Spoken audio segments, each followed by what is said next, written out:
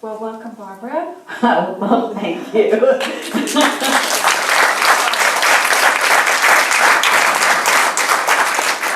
I just want to express how much I love this film festival and how incredible all of you are.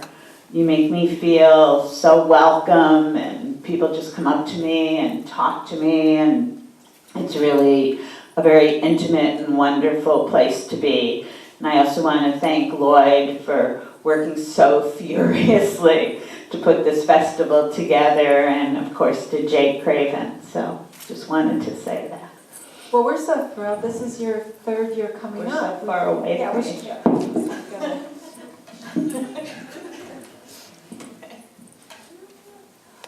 Well, welcome back. Thank you. So for those of you in the audience, Barbara's made over 30 films in a 40-year career and won 2 Academy Awards, Harlan County, USA in 1976, An American Dream in 1991. And some of the other titles that she's made films about are Wild Man Blues, about Woody Allen, Shut Up and Sing, about the Dixie Chicks, and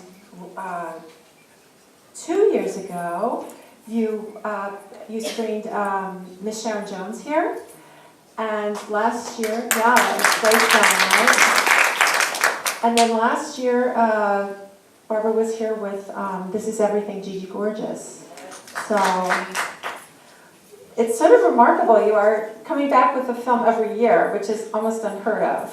Well, I don't want to disappoint you. No, okay, so you're not. So I was also, I know that you collaborated with John Morrissey on this film, and you had a fiction film that you two had worked together on. So I just wanted to add that, Barbara's also made a really wonderful fiction film starring Anne Hathaway called Havoc. And maybe you want to share with us how this film got started. Of course. So John and I worked on Havoc. It was with Annie Hathaway, Bijou Phillips, Joseph Gordon-Levitt, Freddie Rodriguez, a really great cast. He was the producer. He was also a producer of American History X, and he really wanted to be here, but he had to do something else that was very important to him. So he always wanted to do a documentary with me, and so he called me up and he said, I have this really close friend who's a cinematographer named Collier Laundry, and he has such a great story. Would you meet him? Would you talk to him? And I said, absolutely. And the minute I met him, I just fell in love with him. I just think here's such an honest, beautiful man who has gone through so much trauma, but yet has so much hope and has so much resilience in his life. And so we started and we worked on it. And also John had called me on the day many years ago that they had found her body in January, of course, of a different 2016, but it was the exact same day, I think January 25th or 6th, that they had found her body. I don't think he realizes that, but I did. Oh, interesting. Yeah, Noreen's body. Yeah. So then, but how did you, the brilliance of this film is approaching the subject in a new way, in the notion of collateral damage. And how did you and Collier work together to plan going to Mansfield and who you were going to meet? How did that come about? Well, we discussed it, and he went a little bit earlier than we did, and he set up things with, his adoptive parents and the Messmores and Shelley, and we got the guy at the radio station, Rusty Cates, to interview him, but a lot of the people who we really wanted to get wouldn't be filmed because they wanted to put it in the past. I mean, his sister never called him. He's never been in touch with her, you know, for 28 years. So he has no idea. We did find her number though. She was in Columbus, and so we just went for it. And all the people in Mansfield were really welcoming. We had a big screening there in which there were 1,400 people came to the screening. And it was so powerful. And after the screening, Collier got on the stage. It was almost as if he was a preacher or something, because he just stood on the stage as they clapped and clapped, and he had tears running down his eyes, and it's his whole community and people he knew in high school and everybody that meant something to him, and he just, you know, held his chest and put his head back and then, you know, regained his, you know, equilibrium, and we all did a Q&A, but it was so beautiful. And now all the people who were in the film are all celebrities in the town. And it was, I think, one of the most magnificent screenings I've ever been at, is to see that.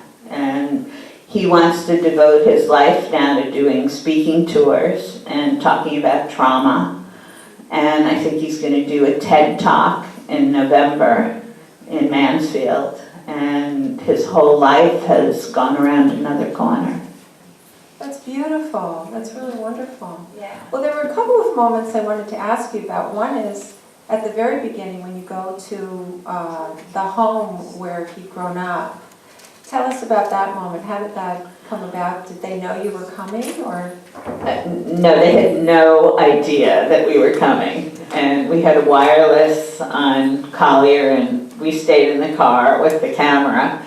And he sort of just charmed his way in. But they were wonderful. They just, you know, accepted it, and they were really lovely.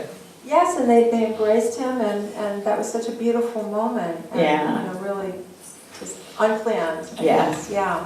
Well, And mostly the things that happen in one's lives are unplanned, because you just, in documentary, the magic of it is you never know what's going to happen.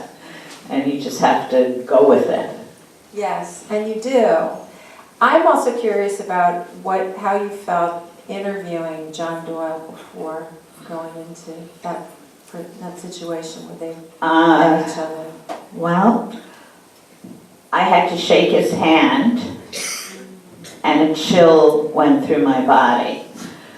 And I was sitting there thinking, I'm sitting here interviewing this guy who's trying to, you know, really manipulate me into what a kind and loving father he was, and the beauty of meeting his wife and knowing all along that, you know, he was a murderer. And he does do that. He confuses people because his personality, I guess being a sociopath, is so calm, and of course I would never do that, and that kind of thing. So he tries to bring people in. Yeah, and you're, I mean, what really works in the film for me is just letting him talk, and we knowing what really happened through the letters. Those were so powerful to make that choice to include them on screen. Oh yes, Collier had collected them for 20 years, 20 years of letters. And he sent them all to us, and we were reading them and going through them, and just, you know, had to make the hard choices of which ones to pick. Yeah, well that, and then also his visiting the, you know, with The psychologist, or what? Well, I was thinking just knowing really what happened brutally, you know, going with Messmore to see the actual scene of the records. crime, Yeah. and finding the body, Yeah. and also for the autopsy pictures, yeah. Yeah. And seeing all that for our benefit as well, and so that when you have the final encounter, you know, we also are witness to what really happened. And it just is even more stunning that he still is just so horrifically lined through his teeth. Yeah. There, yeah. But tell us about the therapist as well. That was a really important encounter. Well, we call him Dr. Dennis, and he was also Collier's psychologist right after it happened. So he's been in touch with Collier for a long time. Collier still calls him, and from time to time, and they talk about it. So it was somebody that he knew and he felt really relaxed with, and I thought some absolutely brilliant things came out of that discussion of really getting down with his dreams and his wanting his father to love him, and that push and pull of wanting his father to be proud of him and care about him, and that's a very big part of his life, and he says he's let it go, but I don't really know.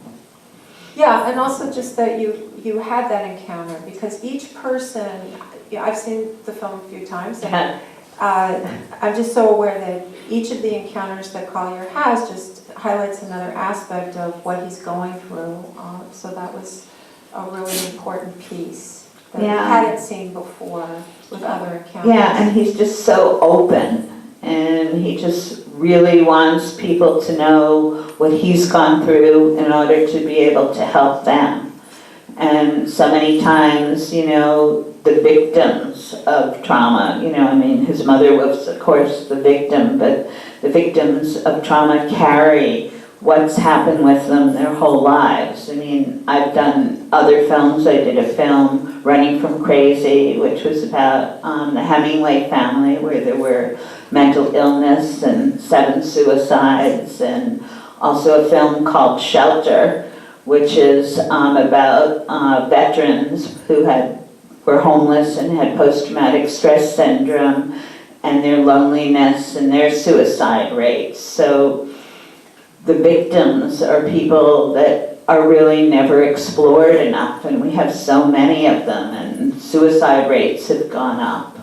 And Collier has just kept it together, and he's a wonderful director of photography in Los Angeles, and I can't wait till he starts this speaking tour, because he's so great. He'll get up and he'll pace back and forth and, really talk to people about his life, and sort of all the collections of things that he's kept. Every time I see him speak, he'll have another little piece of evidence.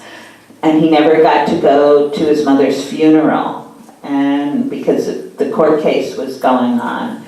And so this, in a way, for him, when the 1,400 people came to Mansfield, was the celebration of her life. That's beautiful. Well, he is such a pillar of strength ultimately, Are there questions in the audience? Yes, sir? I'm just thinking from my perspective, when Collier was there, did Collier go maybe like a few days to the prison ahead of time, or was that the only time just when you filmed it? That was the only time, that time. He went in 2010, but that was the only time. He also went once with his half-sister, but that was months and months before, to see his father. When I'm looking at it from my perspective, Yeah. do you think if he wasn't there on film, do you think he would have gotten up and left the room like in half the time instead of staying there for the whole length of time to make the film go? Or how much time did you spend there with your cameras? We were all there. The interview was a lot longer, so, we cut it down, but he was there the allotted time. And the interesting thing, too, is that there were no guards with John Boyle. He was allowed to just walk freely without handcuffs, without anything, and sort of mingle among us and just, walk in when he felt like it. There was, no protection whatsoever. 2 prison staff people were there, but nobody had, weapons or anything else. And he had a badge, I don't know if you noticed it, saying a prisoner of merit around his neck. So I think he gets, free walks through the prison whenever he wants. He's low security. You don't think he stayed longer because the cameras were there? I don't know. I don't know. That's so hard to tell, because we were there. He could have, I guess, stayed longer, but, you know, I guess he had just had enough and he chose to get up and to leave.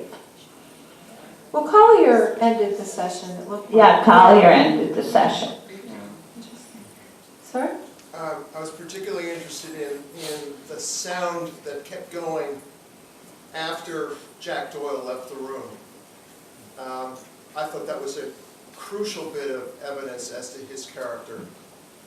Was that something, not that you could have planned it, but did you find that later in editing? Did you know that the sound, his wireless mic was kept going? Yes. I was a sound person, recordist for 17 years. And my rule to any sound person that I work with is don't cut until I tell you. So he walked out, and I have a context on because I guess after doing 17 years of sound, I want to hear everything. And so I heard it, and I knew that we had it. So, yeah. Other questions? I have a question. Sure. Did he ever meet his sister who was born? Not the one that was the 3-year-old, but the one from the Sherry? Yes.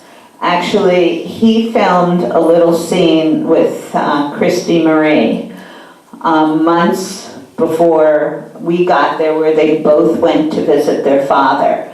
And they had this conversation in the car. He put a GoPro in the car, and you know, they were talking about his hair and how his hair was long and he looked Italian or whatever, you know, but just banter back and forth. And I had that in, and then Collier said that, you know, Sherry had told Christy Marie under no circumstances may you be in this film, so we had to take it out. So he has a relationship with her, or? No, now she hasn't gotten back in touch with him since the film was made, so probably not. And he didn't have much of one with her. Occasionally they would get together. But they seemed, you know, pretty intimate in the car, really talking about things. Other questions? Did he ever, I mean, what's the status of the parole for him? Yeah, 2020, he's up for parole. And we're all keeping our fingers crossed that that doesn't happen. We heard that the warden likes him a lot, and a lot of the prison staff came to the screening, we found out afterwards, in Mansfield. But we're hoping that, you know, he's going to stay there for life, and that's what Collier wants to. Do they understand that he's a sociopath and that he's probably lying? I don't know, I hope so. Do you think the film makes it feel that way at all? Yes. But it seemed odd that the staff in that sound that you caught afterwards were worried about his mental health rather than Collier's, and it's almost like they never diagnosed him, or they never assessed him, and I mean it's so clear he's a sociopath. Well, it's interesting because he's in their charge, and so I guess they're responsible for him, not for Collier. But I had a talk with the chaplain, and the prison staff said if the chaplain talked to us, he'd lose his job. And the chaplain said to me, you know, he has nightmares, John Boyle has nightmares about Noreen and screams and yells in his sleep, and he really wants to tell me about it. And the prison staff saw that, and, you know, our exchange of phone numbers, and so he couldn't because he would have lost his job. But yeah, there could have been a lot more material that we could have gotten, but. Yes. I may have missed something. Was the murder in the boyhood home or in the new home? The murder was in his home. He transferred the body to the new home in Erie, Pennsylvania, and rented a jackhammer and put her underground and then put cement over her. when we showed the film in Mansfield, well, it was actually, this was an earlier screening, it was a screening at the Cleveland Film Festival. A woman stopped Collier and I in the hall, and she said, right in January, she said she saw his white truck, and she said he had a picture of a horse on it, and Collier said, yeah, that's his. And she said in the back was carpeting and a jackhammer. And she was going to Hardee's or something like that, and she told us about it, and Collier just, lost his breath when he heard that. Well, I was curious about your next project. Okay. If you are comfortable telling us a little bit about that. Sure. I've almost finished. I have a few more graphics to put in, and it took place in Canada, and it's refugees. I really wanted to do something about how wonderful and kind Canada is, about accepting people, and it's 2 Syrian families and 1 Iraqi family, and you really learn about their background in the beginning of the film, but the heart and the soul of the film are the sons who have been sponsored to go to a rural camp on Algonquin Lake in, 3 hours north of Toronto. And it was a camp that was really rustic, and we had no indoor plumbing, and you bathe in the lake, and they learned how to paddle and swim and also go camping and rough it and immerse themselves with Canadians and Americans and swimming for the first time and doing firsts. And then we filmed them going back to their families and the joy and the changes. So it's a hopeful film. We also included the sponsors in it and other people.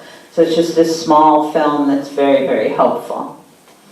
Well, we look forward to having you back next year. Well, thank you. I hope so. Okay. Any other questions? Anything else? So let's see here. You can ask anything.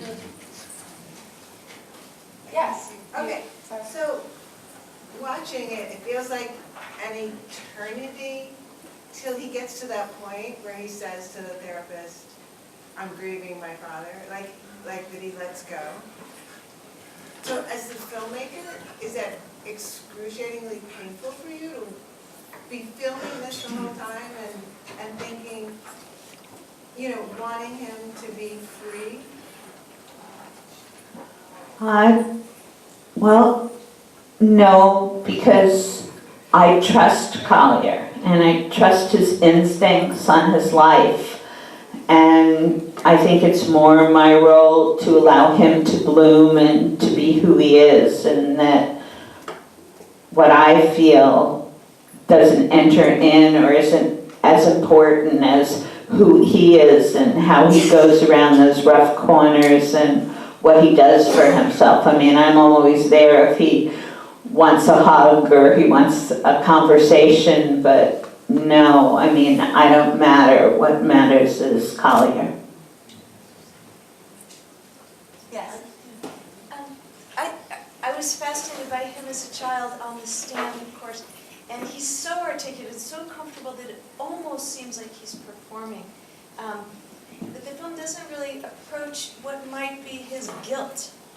I mean, he put his father away, and he wants his father to love him. I was very surprised that was never a part of the conversation. Was it something that you avoided, or he avoids, or? I think that he wanted to testify. The woman who he loved more than anyone on this earth, who he's joined at the hip with, who he did everything with, was gone for his life. And in a matter of, a day, he lost everything that meant something to him. So he was absolutely, totally alone. And his father had been, very abusive to him. And I think he just wanted to do this. This was something that he was passionate about, to tell the truth and to, in some way, revenge the death of his mother. Was Was there a question over here? Yes. Barbara, at any point, did you have any doubts about his being a sociopath? Or did you consider a professional assessment of that? I mean, the term was used by Collier, of course, and we have evidence, through getting to see this, but is there, not so much there another side, but is there any way in which we can illuminate more about who he was, the father? Not through his lens, but through a more independent lens. Right. Well, I think that Collier illuminated a lot who he was and how he treated him. And the father even admitted in the interview that he was tempted by women and he had all these relationships. And the friend Shelley said he never spent any time, with his son at his events. He'd be on his cell phone, and then some girlfriend would call and off he would go, and he worked long hours and was hardly ever there. And whether Collier was exaggerating, as a young person might do, but he did say, I'm with my mom 99% and my father 1%. So I just think that a lot was demonstrated, in this piece about who John Boyle is. I have a question about the forensics. Okay. It seems like there was a lack of real forensics. Like they do find blood spattering in the bedroom. He says it happened downstairs. You'd think that there would be some evidence to tell you really where Noreen was killed. They didn't find anything. Everything was cleaned immaculately. And we remember that he is a physician. He is a doctor. And, it was the blood from her head, but then he immediately put a plastic bag, over her head. And any, person knows that you suffocate if there's a plastic bag over your head. So I think he just used his professional ambition, to really cover up everything and immaculately clean everything.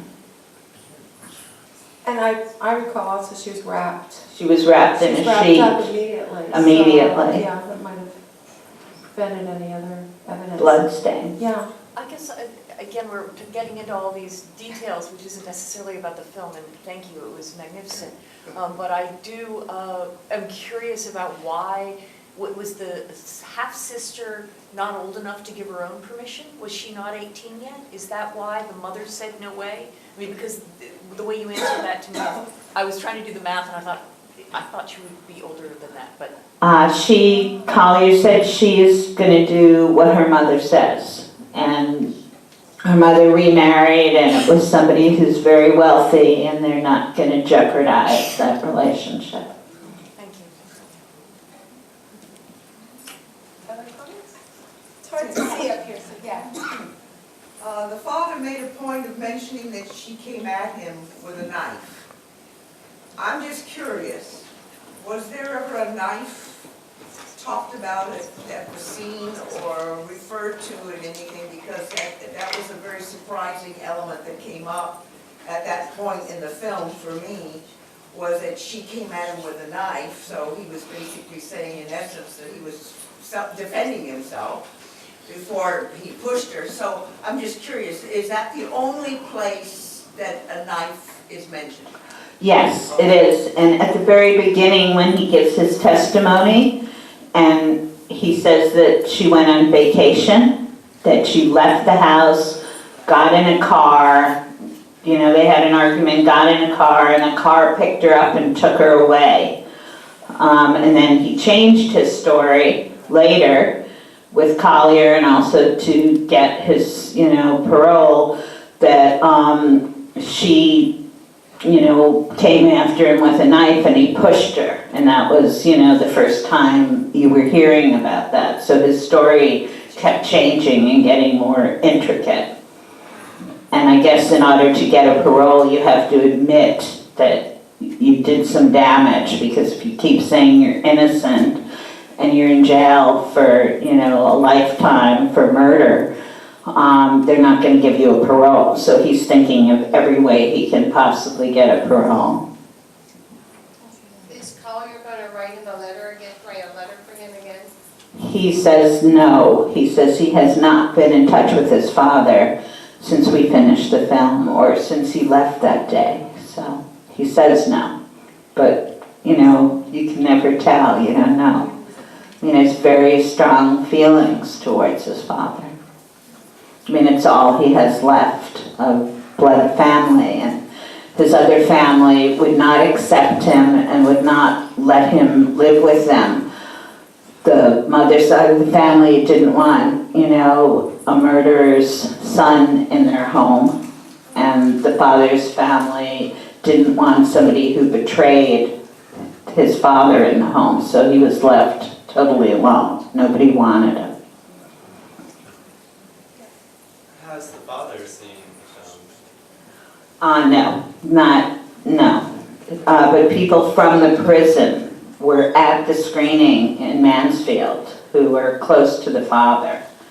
So I'm sure it's been reported back to him, he knows about it, but no, he has not seen it. Did you hope that you might get a confession out of that father in that final scene? Did anybody feel that that was a possibility? We didn't know. We had never met John Boyle before that scene. And Collier was hoping upon hope that finally he would get a confession, but we didn't know.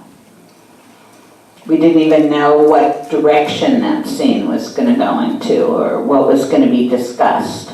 Because we were supposed to do a lot more. We were supposed to film, you know, John Boyle talking to others about grief, which is what he does, but the interview was to come first, and then after the direction that the interview went in, they wouldn't let us film anymore. And we were going to film where he was living and, you know, what his situation was there. There's a question in the back there. Did John ever justify, given his story, why he moved the body from Mansfield to Erie and buried it under concrete? No, not to my knowledge. The only thing that he admitted to is that he was scared and didn't know what to do. And that's why he put the plastic bag on Noreen's face. But that was never discussed. Never. Well, wouldn't that fit his story that she was a missing person and she disappeared? Then there was no, by completely getting rid of the body, that was his original testimony. Right. So, Right. yeah. That she had left on vacation. Yeah. So you don't want the body to pop up somewhere nearby. Yes? So I had another question, if I may. Did the outcome that you hoped for in creating this movie, did it change over time? Did you start with an idea that then changed after you saw all the footage? And what were those two outcomes that you were seeking? Yeah, I never think of what is going to be in a film, particularly documentary, because you just never know. You don't know what's going to happen. You start out, maybe you think you have wonderful characters, and the characters that you think are going to be great aren't, but others are, and you're discovering. You're going on a journey with the character who doesn't know what's going to happen either, or where he's going to end up. So it was what it was, and I think it was a very powerful experience for all of us who worked on the film. Actually, I'd like to add to that because I interviewed Barbara about almost a year ago now when the film first came out, and one thing I always loved about your answer was, you know, I'd asked a lot of questions about planning for the documentary and what did you know in advance, and you responded that there's nothing to plan for it because what happens during the documentary is so far beyond and so much more than anything that I could have come up with. And I just love that answer because that's really how you work. And not all documentary filmmakers work that way, but I think that's why you get these very intimate films that are really powerful because you really do let your subjects do the journey, and you're just observing the journey. Do you want to talk a little more about this? Yeah, I think in every single film, I don't ever want to have an agenda. I always want to be there and just be free and capture things. I mean, when we were doing Running from Crazy with Mariel Hemingway, one of the big things that happened that I never would have thought would happen was one of the first days that I was interviewing her, she talked about how her father, Jack, had molested her two sisters, Jack Hemingway, who was Ernest's son. And she had never told anybody that before. And so that was just extraordinary. And I just kept it all in and asked her 2 or 3 times at other places to make sure that I was getting that right, that had happened.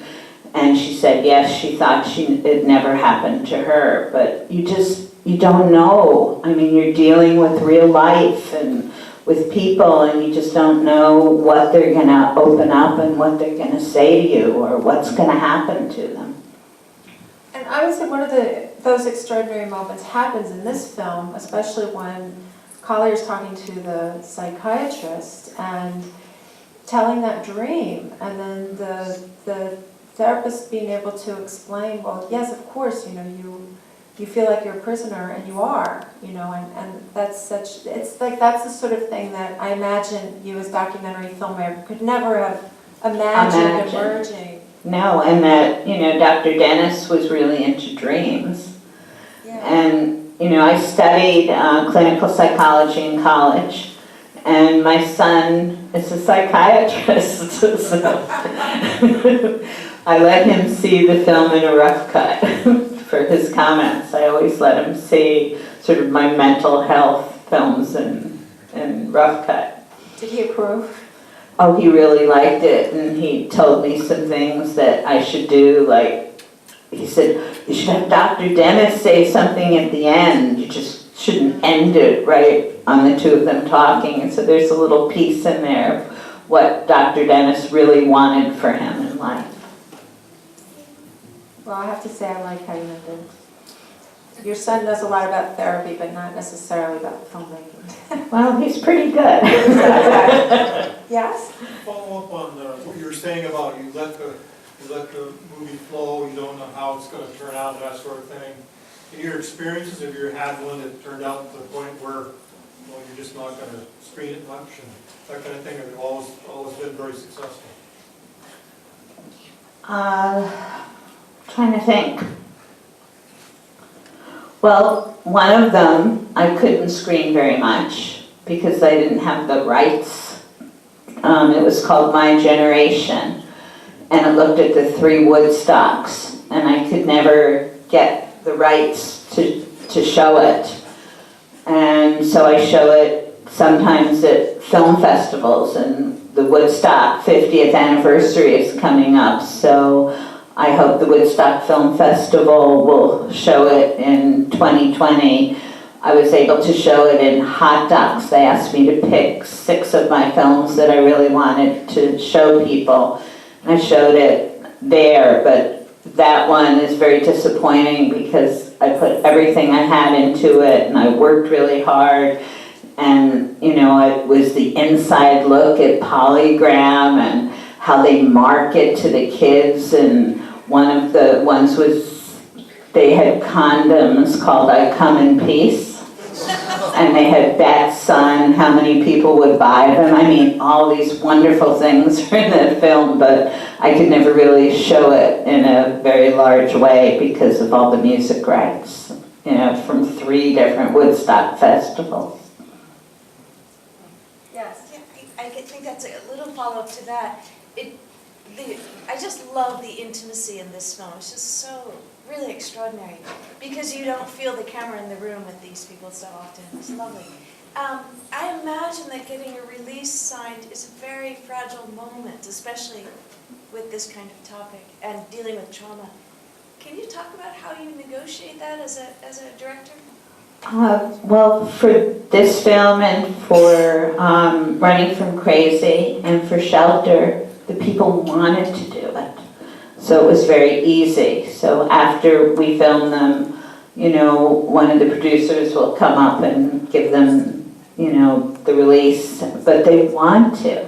I mean, they want to have you sit down and hear what they have to say. And in Shelter, I took a really great friend of mine who has now passed away, but I'm just so glad I was able to film him. And he was a Vietnam vet, and he did a lot of the music in Harlan County. His name's Dave Morris.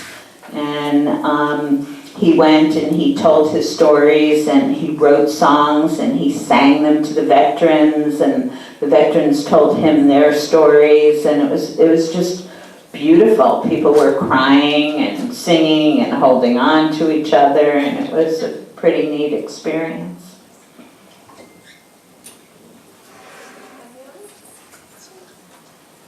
Well, thank you all for coming and staying and asking questions, and really wonderful of you, and thank you.